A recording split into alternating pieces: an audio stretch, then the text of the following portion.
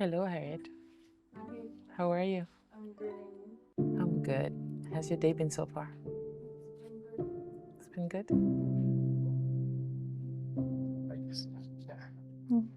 That's great. Comfortable?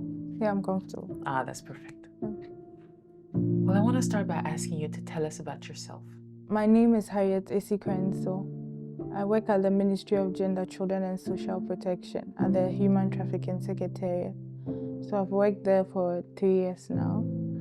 I studied French and sociology in school, and then I did my master's in gender, peace and security. So yeah, that's a little bit about myself. What led you to gender, peace, and security? Okay. Because you would think, okay, you're from Ghana, right? Yeah, I'm from Ghana. And what did you want to do with this degree? What led you to it? So I wanted to just help people generally. So when people hear gender, sometimes they think gender is just like females helping females, and then some of the men have issues when they hear the word gender. So I wanted to go and study it, understand exactly what it meant, and then I wanted to just help people in general, like, because I don't like seeing people helpless and you can't do anything about it. So that's why I did that. And now with the work that you do feel like you're in the right place for what you wanted to do? Yeah, I think I am, because I feel like what I'm doing is making an impact in people's lives. You've been doing this for only 3 years, Yeah. which one could say is a short time, but it's also a long time because you probably have met an amazing number of people, have had to engage with a lot of people. Is there anything that stands out to you specifically in these 3 years that you've either been able to do or not been able to do that sticks out to you? Yeah, I think one story I would like to share is about a girl I met when we're having a community sensitization. So we went to a district and we were teaching them about human trafficking, domestic violence, different things, rape, what happens, what you do when you get raped, and other things. So there was this schoolgirl. It was for the community members and students in the school. So there was this schoolgirl who asked the question about rape. What do you do when you get raped? And she was really asking intelligent questions, and she looked desperate. It's like she wanted answers to something, and the answers were given her. It's like it wasn't enough for her. She kept on asking. So afterwards, I went and I spoke with her. I wanted to know what was going on, because normally when you see such things, then you realize something is off. It's deeper than just the question that the person is asking. So I went and I spoke to her and I asked her, like, what is going on? What's the problem? At first, she didn't want to talk. She was like, oh, it's okay, you've answered my question. But then later on, I kept on probing, and then she said her friend had been raped by her uncle.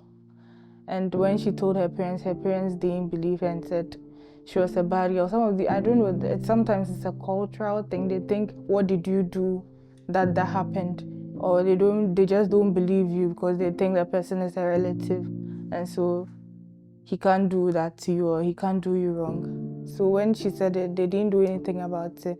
And her parents took her to a distant relative's place. So now the girl is no longer around and they don't know exactly what happened. So it's like they are in fear. Like if something like that happens, you can't even talk about it because they are afraid that if you talk about it, the same thing will happen to you.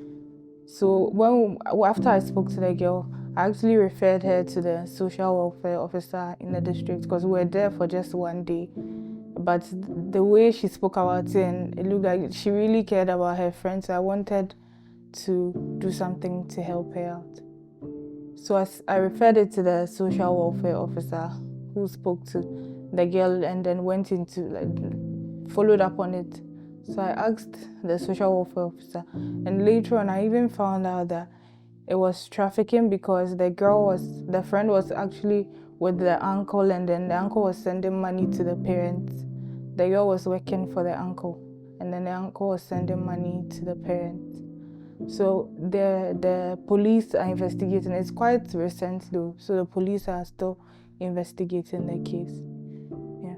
So the parents were being paid? Yeah. For what the girl was doing and being raped, which might be one of the reasons they didn't want to believe her, report it, because they're benefiting in one sense from it. How did this make you feel?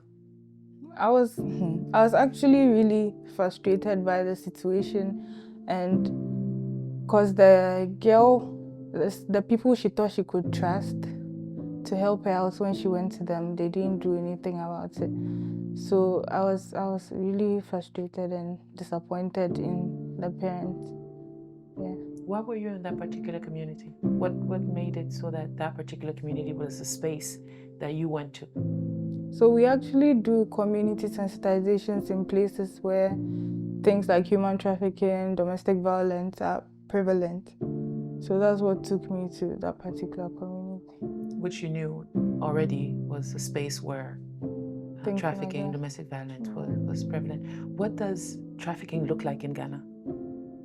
Yeah. So in some communities, it's labor and then sex trafficking.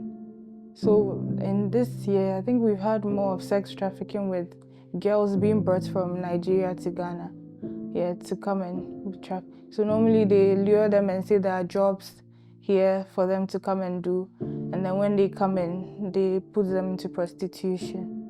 The sex trafficking with women being brought from neighboring countries or from Nigeria, have you encountered such a case?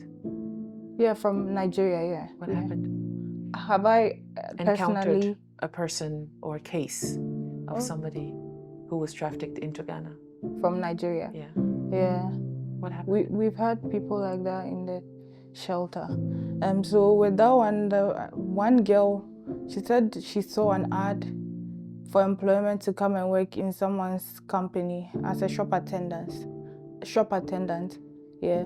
So she said she contacted the lady, and then the lady said she would pay for her transportation to come to Ghana to come and work for her. So she actually spoke to the lady on the phone and then discussed everything, and then the lady sent her money to come to Ghana. So when she got to Ghana, she met her, took her home. She met her in Accra, then transported her to Kumasi. I think a suburb in Kumasi, yes, not in town. And then she went there. So when she got there, she realized there were some girls also there already. And then she went in. So the woman gave her a place to stay and said, oh, she'll start working the next day, so she should relax and she'll get her clothes. So she felt it was a little bit suspicious, and sometimes they intentionally threaten you. So she said that later on the woman took some of her hair and then told her that she's done something. If she goes to talk, she will die. What do you mean, something? I mean, like, juju. Okay. Yeah, So she wanted to scare her, to that scare there's something her. done to her. Yeah. So if she goes to tell anyone, she'll die. So the girl was really brave, because even though the woman told her that, and she realized there was prostitution she was going to do, she wanted to leave and run away. So she said they had a well that they go and fetch water in, and she came in with just a school bag. So later on in the evening that day, she took her school bag and put it in the bucket and pretended she was going to fetch water. So when she got there, she ran away. So she ran into the town, and then she only spoke English.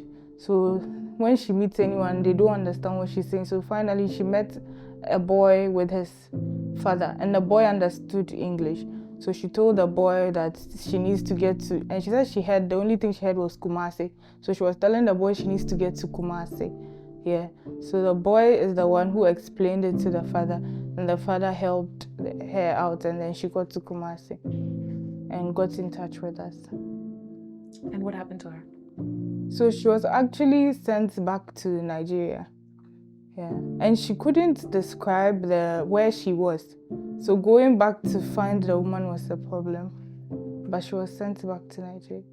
How do you feel when you have such cases in that, she was able to go back, or the girl was able to speak to you, but does that fuel you, motivate you, or discourage you? Well, with those that we are able to rescue, like this particular girl that she didn't actually do the prostitution, it gives me joy, because at least we know that she didn't go through, even though she'll be traumatized a little bit, she didn't go through the sex, the prostitution, and she was able to run. I think the girls some of them are really brave because they go through a lot, but still they are able to survive and come out well.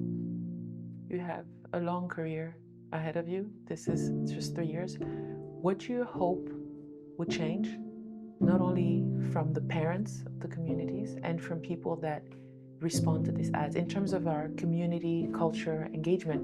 What do you hope will change, or what do you hope to contribute to this change?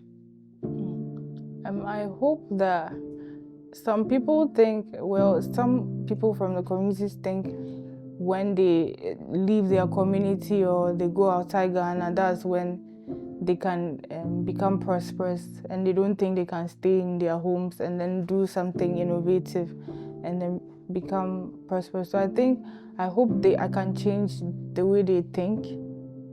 Yes, for them to be very conscious about these things, and then they should do their research. It's not anything that you see online you should believe, because I've realized now they are really using the online bit. It's like employment, juicy offers, and those things. So it's not everything you see online that you should believe. Yeah. So I hope to contribute to that and be able to change the way that they think. We hope he is found and brought to justice. Yeah, I hope so too. My last question to you: what are you in service of? What am I in service? So I want justice to prevail. I don't think people should do wrong and then think nothing will be done about it, and just live their normal lives while the other people are suffering. So I want justice to prevail in a society. Thank you. Thank you.